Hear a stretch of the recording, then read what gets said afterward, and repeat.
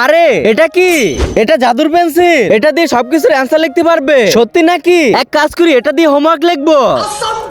আরে এটা তো আমার সব হোমওয়ার্ক করে দিয়েছে। সব ঠিক আছে নাকি? এক কাজ করি, স্কুলে গিয়ে দেখি।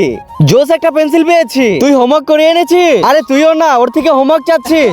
বান্টি, বাচ্চারা কালকে আমি হোমওয়ার্ক দিয়েছিলাম, কে কে হোমওয়ার্ক করো নাই? স্যার আমি তো হোমওয়ার্ক করেছি। কি? পারলে দেখাও। এই নেন স্যার। আরে ওর অ্যান্সার তো সবগুলোই ঠিক আছে, কিন্তু ওর উপর একটু ভরসা নেই। সব অ্যান্সার ঠিক আছে। এই চিন্টু, এটার অ্যান্সার বল। আরে এটার অ্যান্সার স্যার 4। আরে ও তো অ্যান্সার সঠিক বলেছে। আরে কিভাবে পারলি? কালকে দেখা যাবে তুই এক্সামে কি করিস। কালকে তো ফার্স্ট আমিই হব। আজকে তো এই জাদুর পেন্সিল সব অ্যান্সার দিয়ে দিবে। চলো বাচ্চারা এক্সামের জন্য রেডি হয়ে যাও। স্যার আমি টয়লেটে যাব। হ্যাঁ যা। अभी बदत है भाई। এখন পেন্সিল দিয়ে তাড়াতাড়ি লিখে ফেলি। আরে এই পেন্সিলের কাজ হচ্ছে না কেন? আরে ওরা আবার আমার পেন্সিল চেঞ্জ তো করে নাই। বন্ধুরা পার্ট 2 দেখতে হলে ভিডিওতে লাইক করে চ্যানেলটি সাবস্ক্রাইব করে দিও আর কমেন্ট বক্সে পার্ট 2 লিখে দিও।